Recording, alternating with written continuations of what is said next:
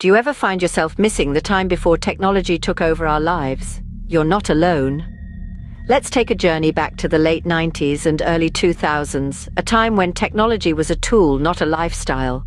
A time when the balance between daily life and technology was almost perfect. It was a sweet spot where the joy of face-to-face interactions wasn't overshadowed by the lure of a digital screen. Back then, a sense of community thrived. It was palpable in the laughter of neighborhood kids playing together outside, in the shouts of car as they cleared the street for a passing vehicle. These were the sounds that filled the air, not the incessant pings and buzzes of cell phone notifications. Remember how we used to spend our afternoons? We didn't need virtual reality when we had the real world to explore. We played basketball in the street, not on a console. We chased footballs, not followers. Our games were not won by the fastest thumbs, but by the swiftest feet. But somewhere along the line, things began to change. The screens got smaller, the world inside them got bigger, and we started to drift apart.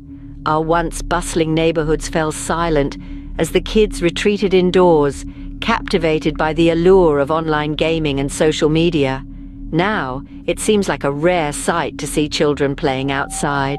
The neighborhood kids, who used to be the heart of the community, are now often seen only when they step outside to board the school bus.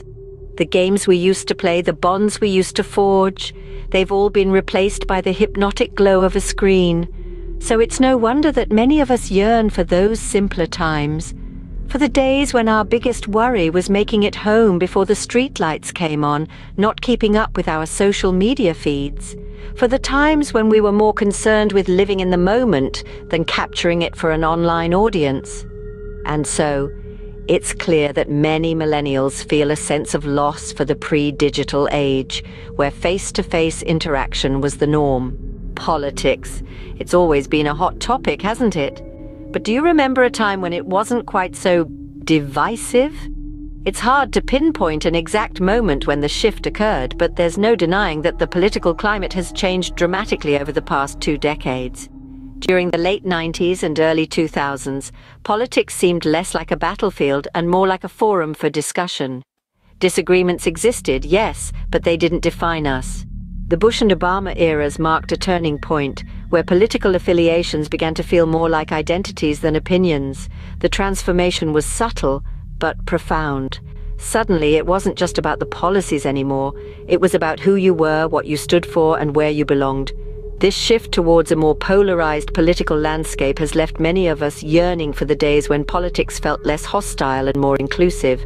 Thus, the longing for a less hostile political scene is another facet of millennial nostalgia. Remember those weekend trips to the mall, the bowling alley, or the local market? Yeah, we miss them too. These were the places where memories were made, friendships were forged, and where the simple act of hanging out held a magic all its own. The past few decades have seen a seismic shift in the social landscape. Traditional hangout spots that were once bustling with energy and laughter have either closed down or transformed into adult-oriented venues. The bowling alleys where we used to spend hours trying to perfect that elusive strike are now high-end restaurants or craft breweries.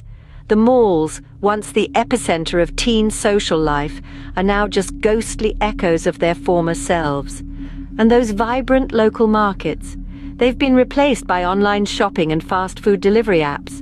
These changes didn't happen overnight. They were gradual, almost imperceptible. One by one, these places started to disappear, replaced by something shinier, faster, more convenient. But in the process, we lost something invaluable. We lost those shared spaces that brought us together. We lost the joy of a spontaneous hangout, the thrill of a random encounter, the comfort of a familiar gathering spot. It's not just about the physical spaces, though. It's about what these places represented. They were the backdrop to our formative years, the stages where we played out the dramas of our adolescent lives.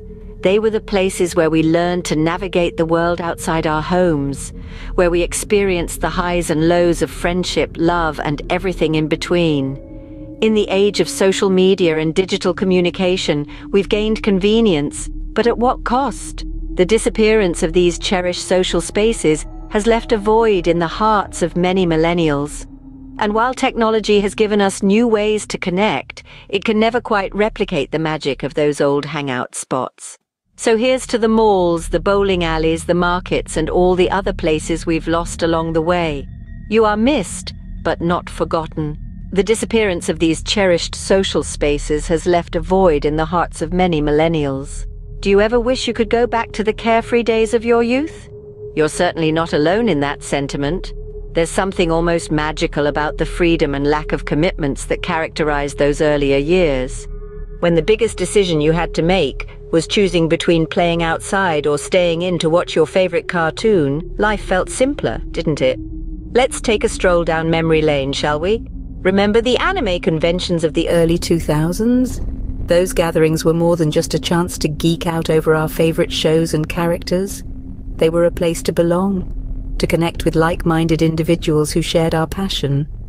For one glorious weekend, we could step into a world where everyone spoke our language, where we were surrounded by people who just got it. The sense of community at these conventions was palpable, and it's no wonder that we look back on these experiences with such fondness. Now let's shift gears a bit and talk about Saturday mornings. Can you recall the simple joy of waking up early, pouring yourself a bowl of your favorite cereal, and plopping down in front of the television to watch cartoons? These moments, in their simplicity, encapsulated the essence of youth. There were no bills to pay, no meetings to attend, no responsibilities to weigh us down. It was just you, your cereal, and your favorite characters embarking on another adventure. Perhaps what we're really nostalgic for is not so much the specific activities or events, but the sense of freedom they represented.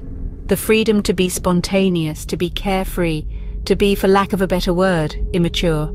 As adults, we often feel the weight of the world on our shoulders. We're constantly juggling responsibilities and navigating the complexities of modern life. So it seems that at the heart of millennial nostalgia is a yearning for the simplicity, freedom, and community of our younger days,